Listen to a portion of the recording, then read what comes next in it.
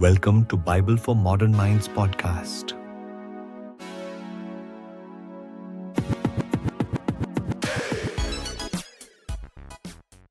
Today, we are attempting to chart what is arguably the most challenging intellectual terrain in human history. That's a big one. A huge one. We are tackling the question, who is God? Now, crucially, we are not wading into the question of whether God exists. That's a different deep dive. Right. We're approaching this strictly from the philosophical side. So if we accept the concept of an ultimate fundamental reality, what is the nature of that reality? That's absolutely the right way to frame it. Our mission here is to, understand the philosophical scaffolding, the intellectual necessity behind the concept. Okay. We're looking at God not as, say, a figure in a book, but as the foundational source of existence itself, the ground of being, the origin of meaning, morality, and even consciousness. So if reality is a story, we're investigating the author. The author, and also the fundamental laws of, physics and narrative that let the story even exist in the first place. Okay, let's unpack this immediately because the language here really, really matters. When we say, who is God, are we asking for a definition, a personality profile, or, a description of something? Yeah. Because if you look at the source material, the biggest stumbling block for most people is just picturing this ultimate reality. And that's the first and most crucial distinction we have to make. We are not asking about a being within the universe. Like a powerful creature. Exactly. Not a creature, not an object, not some entity floating in space. We are asking about the source of being itself. Okay, can you give me an analogy for that? Think of it this way. Everything in the universe is dependent. It exists, but it could just as easily not exist. You, me, this planet. Right. God, philosophically speaking, is the necessary reality that makes all these other dependent realities possible. So that classic image of, the big man in the sky, that whole superhuman concept, Yeah. we have to just reject that entirely because that is a definition of a creature, just a really, really powerful one. We must reject it. Absolutely. The sources make it clear that God is infinitely beyond the categories we use to describe created things. So not like a mythological God. No, a mythological God might be a magnified person, subject to time, space, and passions. The reality we're discussing is, it's the uncaused cause, the necessary being, the ground of being. These terms are key. They are. They signal that the universe isn't a box that God exists inside of. It's the other way around. The universe exists within God.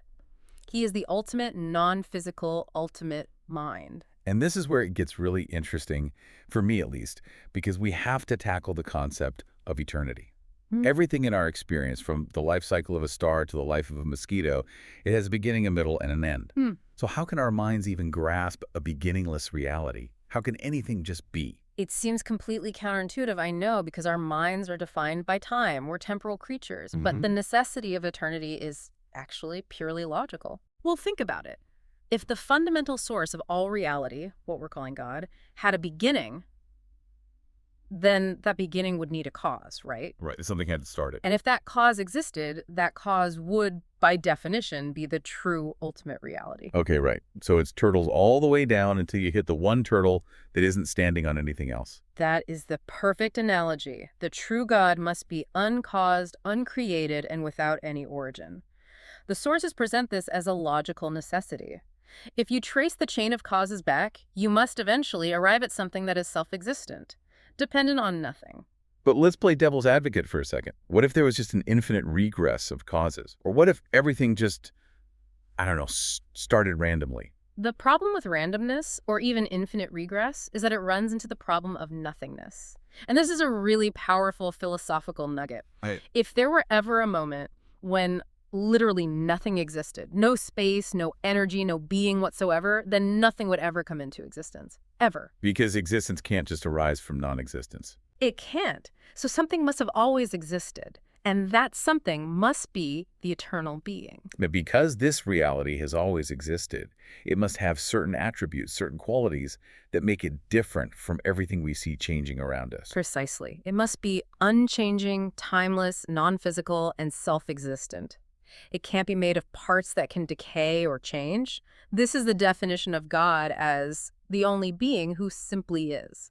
Pure existence itself, not just an effect of some other cause. That's a powerful idea. It's fundamental. So that leads us right into the creator concept. If God is pure existence, how does this being create? I mean, when we think of creation, we think of a sculptor taking clay or an architect drawing up plans. Right. But both of those actions require pre-existing materials. That analogy of the sculptor, that's contingent creation. It's just shaping what is already there. What we are discussing here is a far more profound philosophical concept. Creation ex nihilo. Creation from non-being. Non-being, yes. That sounds a bit like a magic trick. How does that make sense philosophically? Well, it only makes sense because of the unique nature of the creator. See, creation in this context means that everything other than God depends on him for its very being. So he's not shaping existing material. No, he wills reality itself into existence. Think of a playwright writing a story.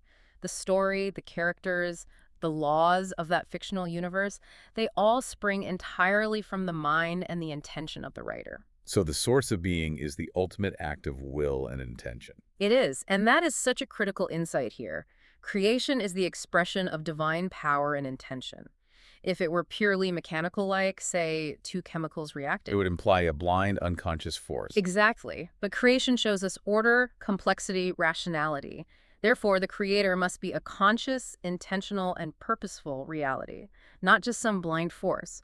Only a mind can choose to initiate existence. And speaking of initiation, let's talk about the scope of that power. We use the word infinite all the time.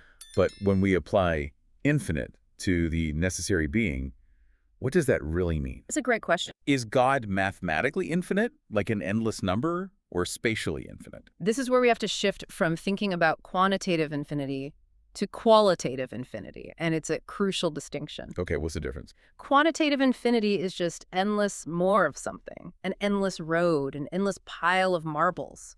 Qualitative infinity means freedom from all limitations, full stop. Can you give me an example? Sure. If God were quantitatively infinite in power, it would just mean he had a lot of power more than anyone else.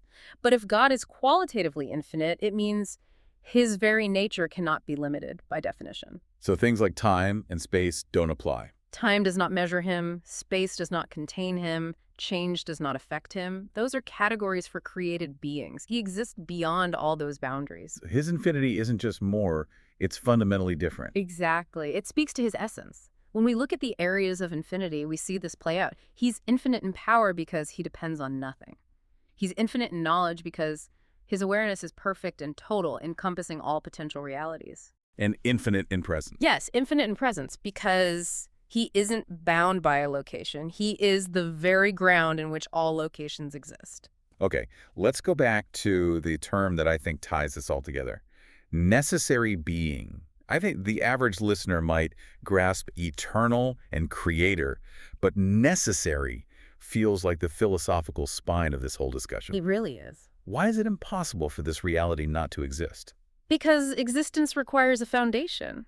As we said, everything we observe, you, me, the stars, the air, is contingent. Meaning it depends on something else. It depends on something else for its existence, yes. A chair is contingent on the woodworker, the wood, gravity. If you remove those dependencies, the chair just isn't there. So if we trace the entire universe back, what happens if we only find contingent beings? Then reality collapses. If everything depended on something else, there would be no ultimate independent foundation to start the chain. It's like a stack of dominoes. Every domino knocks over the next one, but you need an independent hand to knock over the first. That independent hand, that uncaused start. That's the necessary being. So God isn't just an explanation for existence. He is the ultimate foundation of all explanations. That's the key takeaway. Non-existence is impossible for this reality because if it didn't exist, nothing else could. Its existence is self-contained, foundational. Now we move to consciousness.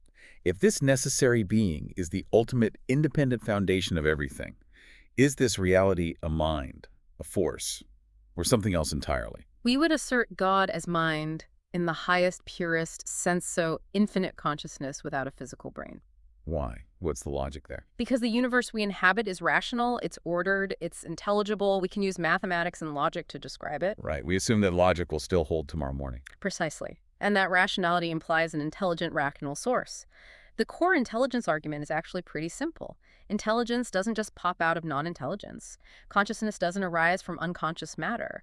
If we have minds capable of recognizing truth and beauty, the source of our existence must possess those qualities, but infinitely. So are human minds, which are obviously limited, are just finite reflections of this infinite mind. Faint shadows, yes. If the universe's laws are comprehensible, then the universe must have been created by a source that comprehends them perfectly. If we are capable of thought, the ultimate reality must be thought itself. Okay, let's try and connect this high-level, abstract reality to our actual lives. Yeah. When we talk about human values, specifically morality, does objective right and wrong connect directly to who this necessary being is? Fundamentally, yes. Objective morality, the idea that some actions are genuinely right or wrong, regardless of culture or personal opinion, it requires a transcendent standard. A higher court of appeal. Exactly. If goodness were just invented by human consensus, then the majority could vote to make horrific actions moral, and there would be no way to say they were truly wrong. So the idea that, say, cruelty is wrong is something we discover, not something we create. It is discovered, like a physical law. If objective moral facts exist, real justice, real human dignity, they have to be grounded in a moral perfection that stands above the changing opinions of humanity. And that foundation is God. That foundation is God, defined as the perfect moral reality whose very nature defines what good is. God doesn't just do good things, God is goodness. And if morality rests on this foundation, what about meaning? Can life truly have purpose or value without this framework of intention? It's a similar line of reasoning. Meaning requires purpose, intention, and value. If we assume the universe is just a purely accidental chemical reaction, then our lives are ultimately accidental byproducts. With no intrinsic direction. Right. No intrinsic direction or purpose beyond momentary function. So meaning is grounded in the initial intention of the creator. Yes. The sources argue that without the eternal personal creator, the universe has no intention, humans have no ultimate purpose, and existence has no direction. To understand God as the ultimate intentional mind is to ground our own pursuit of meaning and purpose in something eternal, not temporary.